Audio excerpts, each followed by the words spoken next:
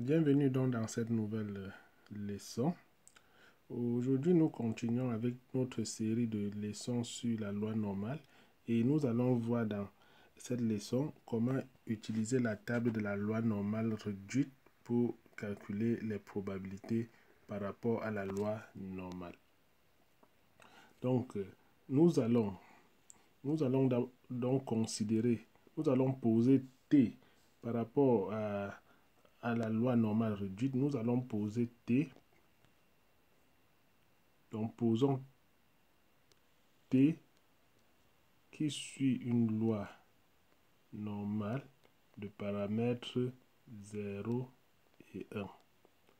Donc, quand on dit que on est dans le cadre d'une loi normale centrée et réduite, il faut que les paramètres soient 0 qui est la moyenne et 1 qui est l'écart type. Et la courbe représentative sera cette courbe où 0 ici là correspond, 0 ici correspond à la droite de symétrie de notre courbe de la fonction de densité.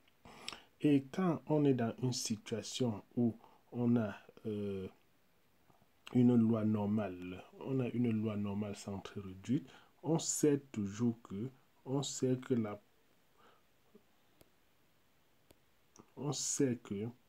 la probabilité d'avoir T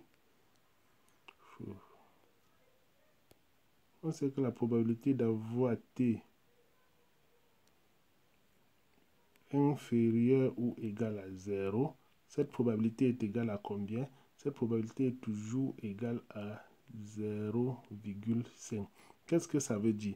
Ça veut dire que quand on vient sur notre courbe ici, la probabilité d'avoir une valeur,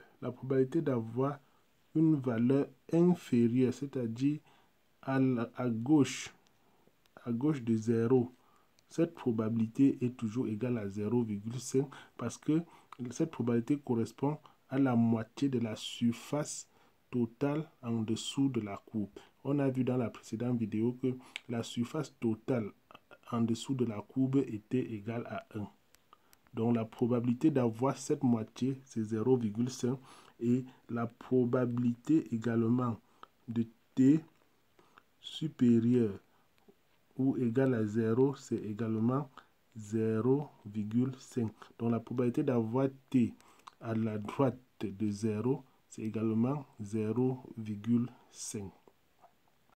Ok, on peut vérifier cela sur notre table de la loi normale centrée réduite, c'est-à-dire la probabilité d'avoir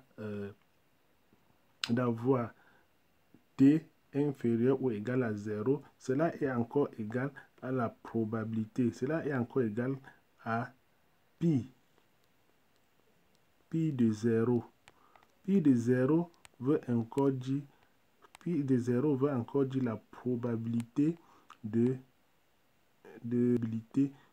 T inférieur ou égal à 0. Donc on écrit ça aussi pi de 0. Donc, la probabilité d'avoir donc T inférieur égal à 0, et ça va nous permettre d'introduire comment utiliser notre table de la loi normale centrée réduite. Donc ici, là, je vais transformer le Z ici en T parce que nous allons utiliser le T dans cette leçon. Donc ici, on a affaire au T. Laissez-moi changer la couleur du crayon. On change d'abord la couleur du crayon. On prend le noir. Et je viens ici, je vais mettre la petite T. Donc nous aurons affaire à petit T dans cet exercice. Donc, la probabilité de T inférieure à 0, ça veut dire quoi? On va venir ici la repérer 0. On voit là, voici 0. Voilà 0. Je reviens à la couleur blanche pour que ça soit lisible. Voilà, voici donc 0. La probabilité de T inférieure à 0 ou pi de 0, on voit bien là que c'est cette valeur qui est égale à 0,5. C'est égal à 0,5.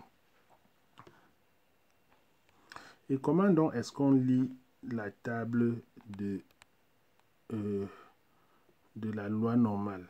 Comment est-ce qu'on lit cette table? Je viens ici. Cette table comprend principalement 3 parties. Il y a d'abord cette première ligne. Cette première ligne-là. Il y a cette première ligne-là qui correspond à la deuxième, je dis bien la deuxième valeur décimale de la probabilité. Et la première colonne correspond correspond aux unités de la probabilité, et la valeur les valeurs qui sont au centre, toutes les valeurs qui sont là, tout ça correspond donc à la valeur de la probabilité de t. Je reprends. Donc si on a, je prends un exemple, si on nous demande de calculer par exemple la probabilité de 1,23, je m'excuse.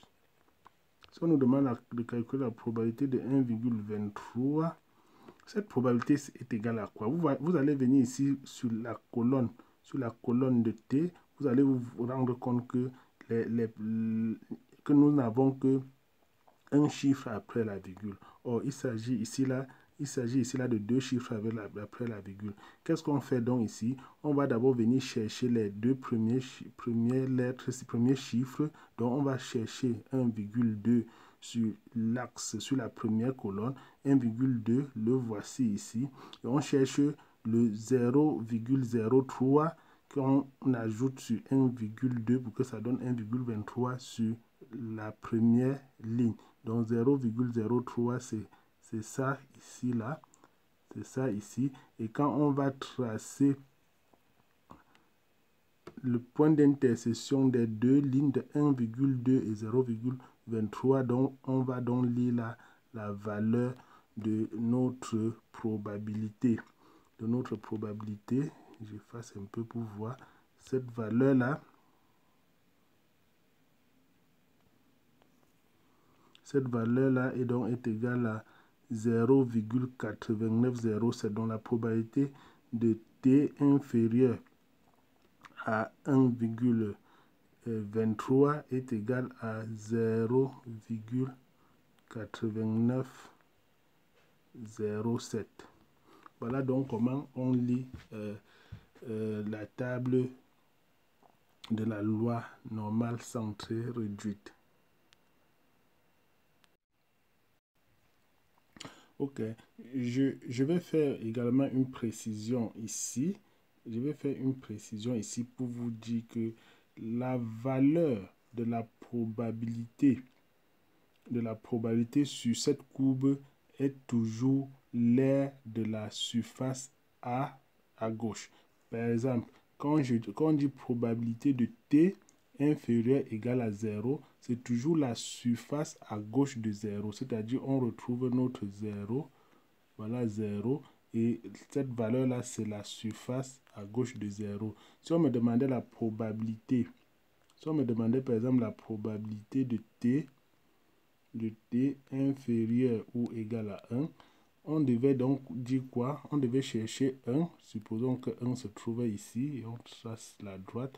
Donc la probabilité là sera toujours la valeur à la gauche, de 1 et non à la droite. Donc la table de la loi normale centrée réduite nous donne les valeurs à la gauche de 1 et non à la droite. Maintenant, s'il arrive que la valeur se trouve à la droite, on va chercher une sorte de permutation pour calculer la valeur à la gauche et transposer sur la valeur à la droite. Je vais faire un exemple pour que vous compreniez ce que je veux dire. Je fais un exemple là. Par exemple, je veux calculer la probabilité.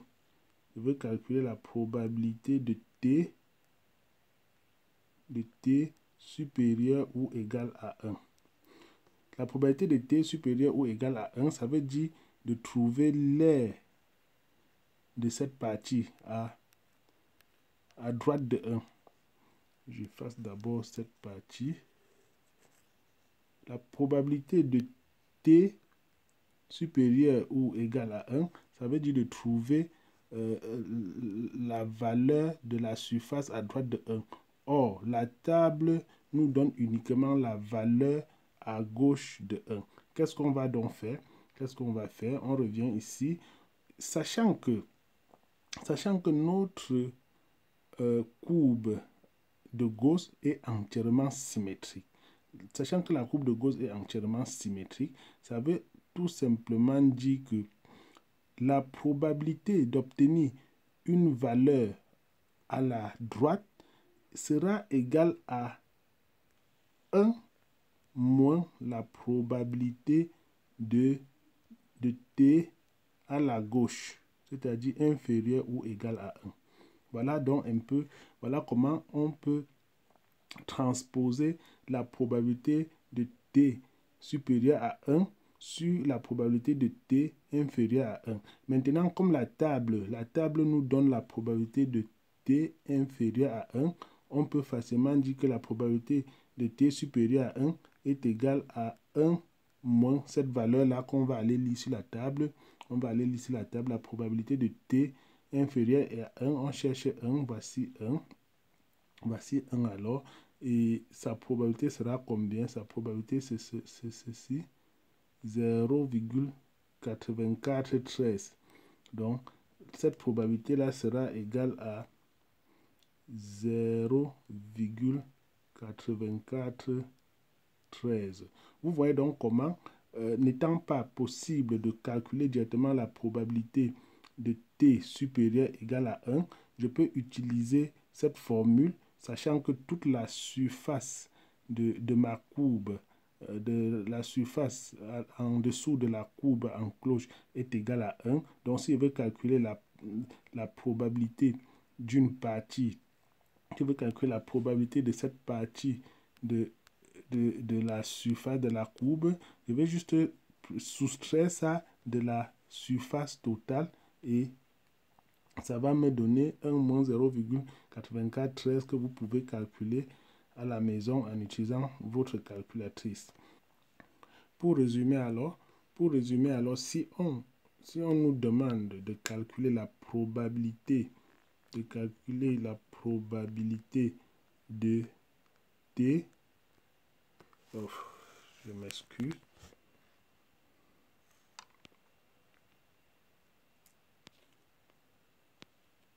Si on nous demande de calculer la probabilité, c'est-à-dire on calcule la probabilité de t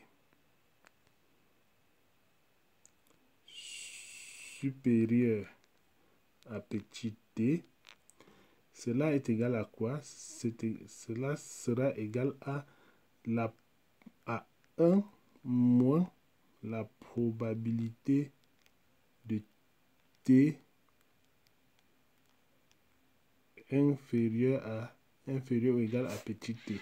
Donc voilà la formule générale. C'est une propriété de la fonction de la courbe en cloche. Donc la probabilité d'une valeur à la gauche, non, à la droite de t sera égale à 1 moins la probabilité de cette valeur à la gauche de t. La probabilité de t supérieur ou égal à petit t est donc égal à quoi? Est donc égal à 1 moins la probabilité de t inférieur ou égal à petit t, qui est encore égal à 1 moins pi de petit t. Ok. Si on nous demande aussi de calculer, par exemple, la probabilité, c'est-à-dire la probabilité de P, la probabilité de T supérieure ou égale à 2, par exemple, ceci sera égal à quoi? Ceci sera égal à 1 moins la probabilité 1 moins, disons tout simplement 1 moins pi de 2. Ça veut dire quoi ici? Ça veut dire, on comprend ici que la probabilité de t inférieur ou égal à petit t est égal à pi de petit t. Donc, probabilité, par exemple, de t inférieur ou égal à 3 sera égal à pi de 3. Et donc, la table ici nous donne plutôt les valeurs de pi de t. Donc,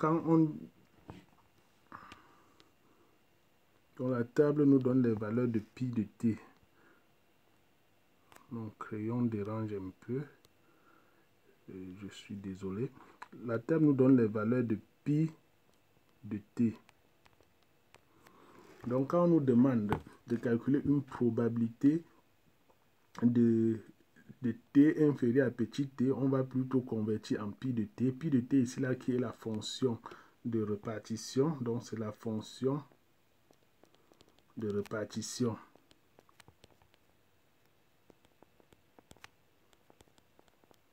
Donc, ici, sur cette courbe, cette table, c'est la table, on peut l'appeler la table de la fonction de répartition de la loi normale. Et elle donne la valeur de pi de t. De pi de t. Ok, voilà. Maintenant, si on nous demande de calculer, par exemple, la probabilité de t inférieur ou égal à moins t. Ceci est égal encore à, c'est-à-dire calculer calculer pi de moins t. Si on revient sur notre table, nous allons nous rendre compte qu'il n'y a pas de valeur négative. Donc, il n'y a pas de valeur négative. Donc, on ne peut pas, il n'y a pas pi de moins t sur la courbe, sur la table. Il n'y a que pi de t. Donc, la table nous donne que les valeurs de pi de t.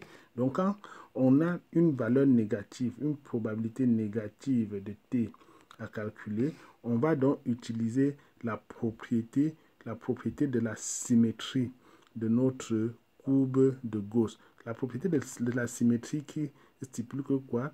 Qui stipule que si on a une valeur t sur notre courbe, si on a une valeur t sur notre courbe, la symétrie de t par rapport à 0 sera égale ici là à moins t.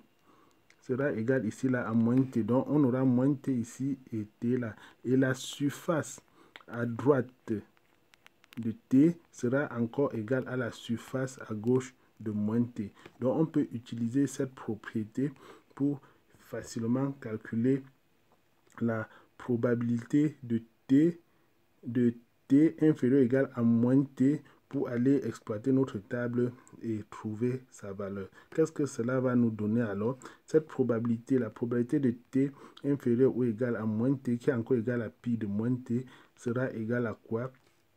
Sera égal à la probabilité.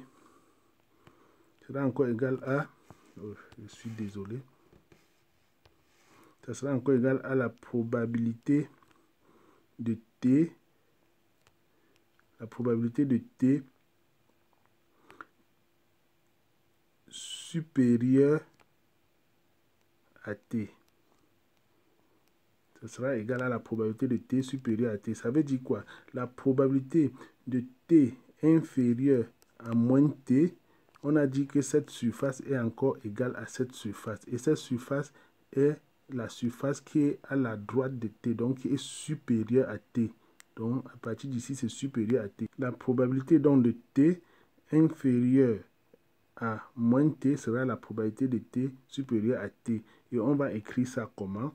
On va écrire ça comment? On a déjà vu ça précédemment. On a dit que ceci sera égal encore à 1 moins la probabilité de t inférieur ou égal à t.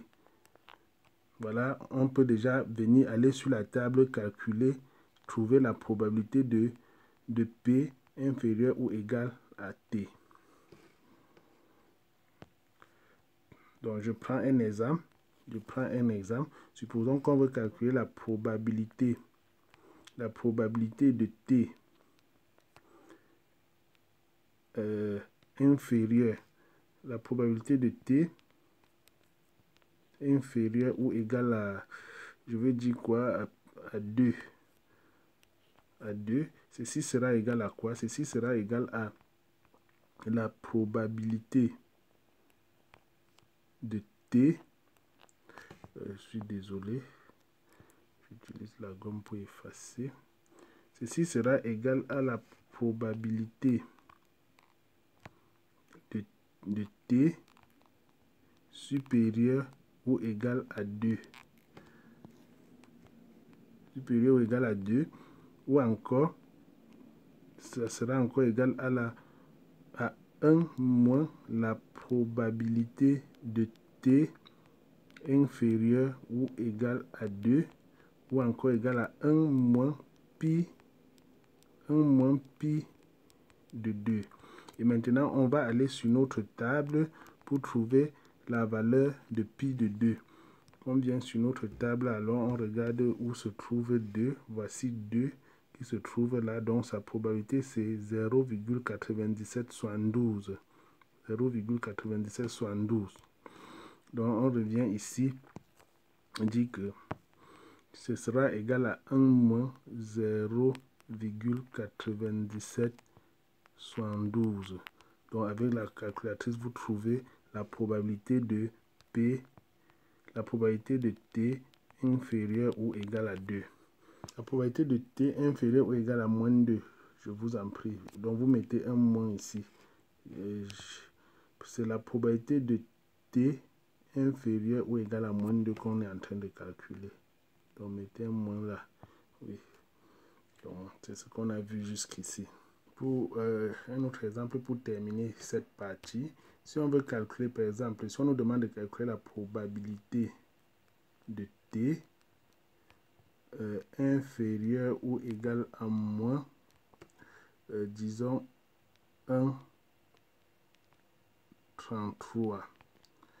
Je prends ça comme ça. Si on nous demande de calculer cette probabilité sera égale à, la probabilité de T, supérieure à 1,33. Et qui est encore égal à quoi? Qui est encore égal à la probabilité, qui est égal à 1 moins la probabilité de T inférieur ou égal à 1,33, qui est égal encore à 1 moins pi de 1,33, qui est égal à 1 moins, on peut alors utiliser la table pour regarder la valeur de pi de 1,33. La valeur de pi de 1,33 c'est combien? On va venir chercher 1,3. Voici 1,3. Maintenant, on cherche 0,3 ici. Voici 0,3. Donc, on va descendre là. On prend 1,3. On descend là. Donc, le point d'intersection. Donc, voilà la valeur. Donc, la probabilité est égale à 0,9082.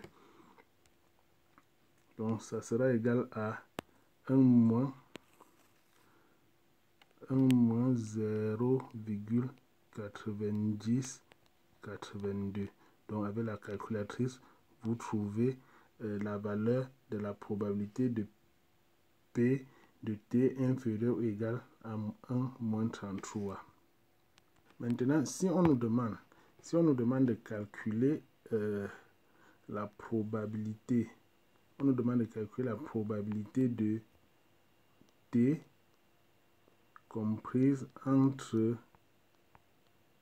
A et B. Si on demande de calculer cette probabilité, ça revient à calculer quoi? Je trace une autre courbe une autre courbe de la loi centrée réduite ici, là. Donc ici, on est à 0. On va choisir A. On dit ça, c'est le point A. Ça, c'est le point B.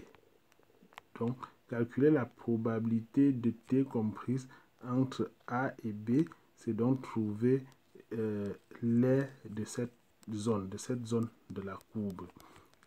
Et pour trouver l'aire de cette zone de la courbe, est égal à l'aire de la zone à droite, je veux dire à gauche de B, c'est-à-dire toute cette zone, l'aire de toute cette zone, moins l'aire de la zone à gauche de A. Donc la probabilité de T comprise entre A et B sera donc égale à quoi? Ça sera égal à la probabilité de T inférieur ou égal à B moins la probabilité de T inférieur ou égal à A, qui est encore égal à pi de B moins pi,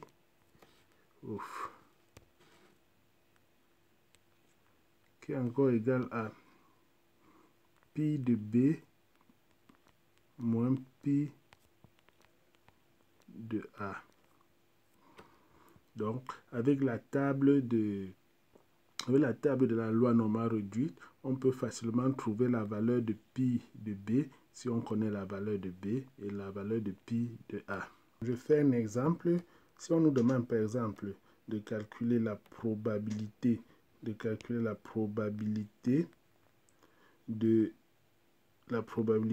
T, non, de grand T comprise entre je vais dire là, entre 2,4, compris entre, je vais dire, 1,34 et 2,34. Si on nous demande de calculer cette probabilité, ça veut tout simplement dire, ceci est égal à pi de 2,4 moins pi de 1,34. Et avec la table, nous pouvons trouver la probabilité de pi de 2,4. Pi de 2,4, on cherche 2,4. Bon, voici 2,4 ici. Sa probabilité, c'est 0,9918. Donc, on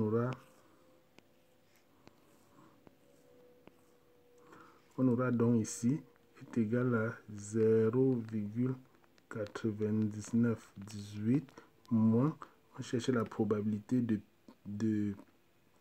pi de 1,34. 1,34, on va d'abord chercher 1,3, voici 1,3 et on vient chercher l'équivalent de 0,04 qui est ici, donc on descend là, on descend 1,3, c'est là. Donc la valeur c'est 0,99. 0,99.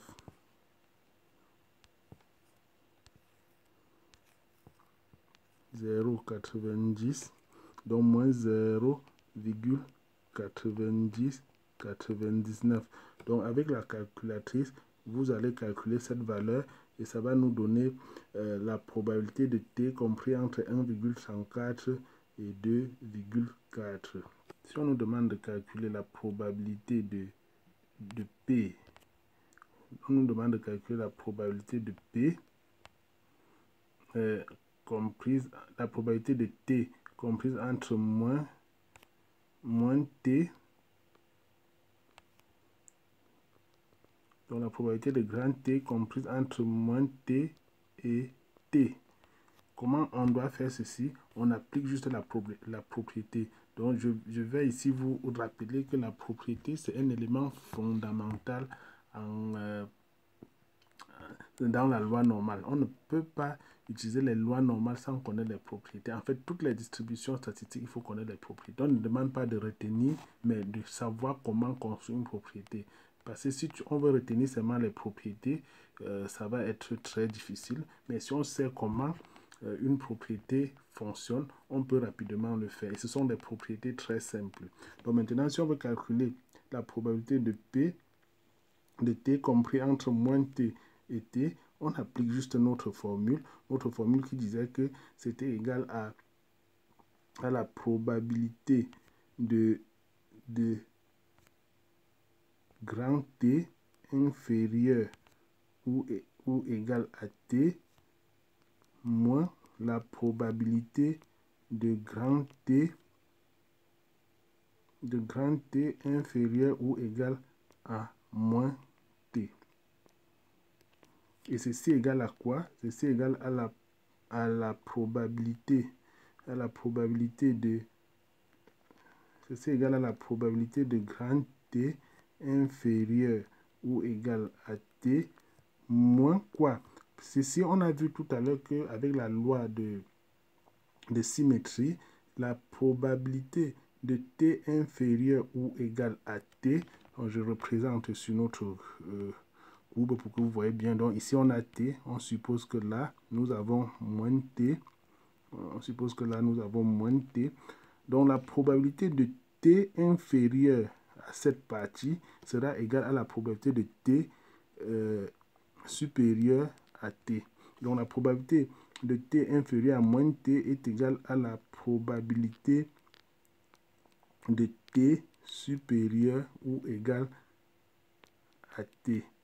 Ceci est donc égal à quoi? Ceci sera égal à la probabilité de T inférieur ou égal à petit t moins 1 moins la probabilité de T inférieur ou égal à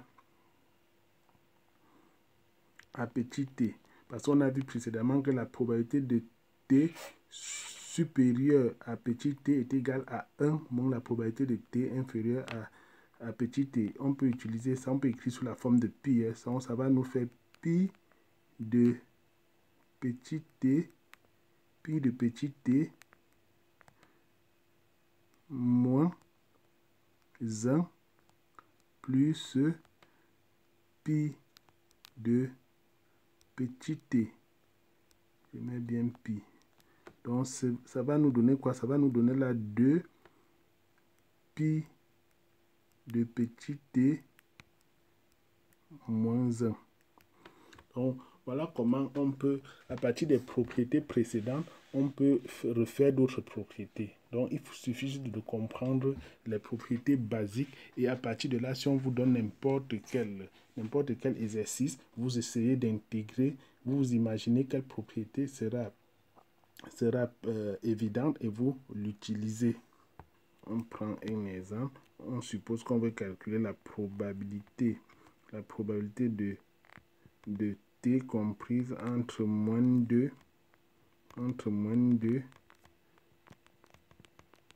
et 2. Ceci sera égal à quoi? On vient juste utiliser notre formule. Ceci sera égal à 2 fois la probabilité, 2 fois pi de 2 moins 1. Donc, on va aller sur notre table, regarder la probabilité de P inférieur ou égal à 2. On vient sur notre table, où est 2? On cherche 2. Donc, voilà 2. Donc, la probabilité de P inférieur ou égal à 2 sera égal à 0, sera donc égal à 0,9772. Sera égal à 0,9772. Donc ceci sera égal à 2 multiplié par 0,9772 moins 1. Et avec la calculatrice, vous trouvez sa valeur. Donc mes chers amis, normalement on doit aussi voir comment faire une lecture inverse de la table. C'est-à-dire, on peut plutôt nous donner la valeur de la probabilité.